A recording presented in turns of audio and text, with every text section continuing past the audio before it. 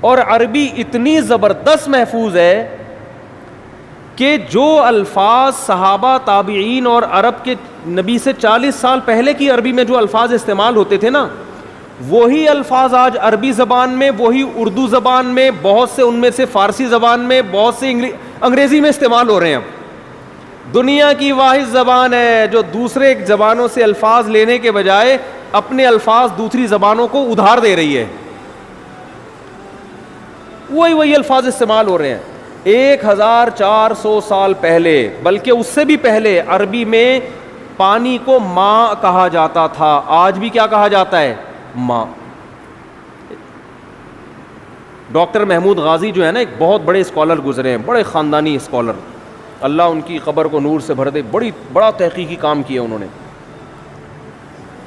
لکھا کہ ایک عجیب بات لکھی کہ دیکھو، نبی صلی اللہ علیہ وسلم کے والد اگر زندہ ہو کے آج آ جائیں،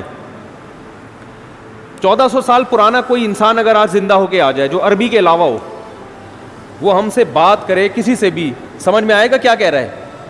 بڑے بڑے مورخین بیٹھ جائیں گے، عجائب گھر سے لوگوں کو نکلوانا پڑے گا زندہ کر کے نا، کہ یار اس کو سمجھو بول کیا رہی ہے.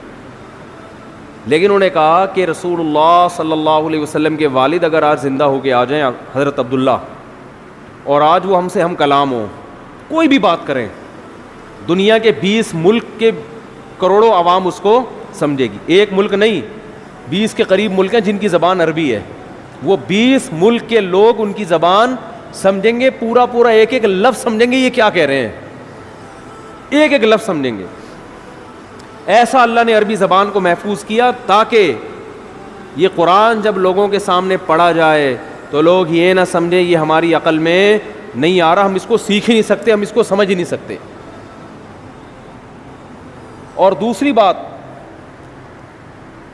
کہ عربی زبان میں بھی مشکل زبان بھی ہے، آسان زبان بھی ہے، لیکن قرآن کی زبان اللہ نے بے انتہا آسان بنائی ہے. میں عجیب بات آپ کو بتاؤں، ہم جب مدرسوں میں عربی گرامر سیکھتے ہیں نا، عربی زبان سیکھتے ہیں، بس آگے عربی میں ہوتا ہے، تو عربی زبان سیکھنے کے بعد سب سے پہلے جو کتاب ہمیں سمجھ میں آتی ہے وہ قرآن. حدیث تھوڑی اور مشکل، اور فقہ کی کتابیں اور مشکل، عربی ادب اور مشکل.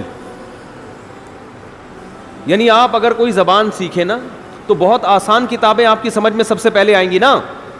ارے آپ نے انگلش سیکھی، ابھی تازہ سیکھی ہے، تو انگلش کی جو پہلی کتاب ہے وہ تو سمجھ میں آئے گی، دوسری جماعت کی کتاب آسانی سے سمجھ میں نہیں آئے گی، کیونکہ آپ نے جمعہ 8 دن تو ابھی انگلش سیکھی ہے آپ نے. تو سب سے آسان کتاب سمجھ میں آ جائے گی آپ کے. تو قرآن اتنی آسان عربی ہے قرآن مجید کی کہ عربی سیکھنے والا طالب علم سب سے پہلے کون سی چیز سیکھتا ہے، کون سی کتاب سمجھتا ہے؟ قرآن مجید. کتنا آسان.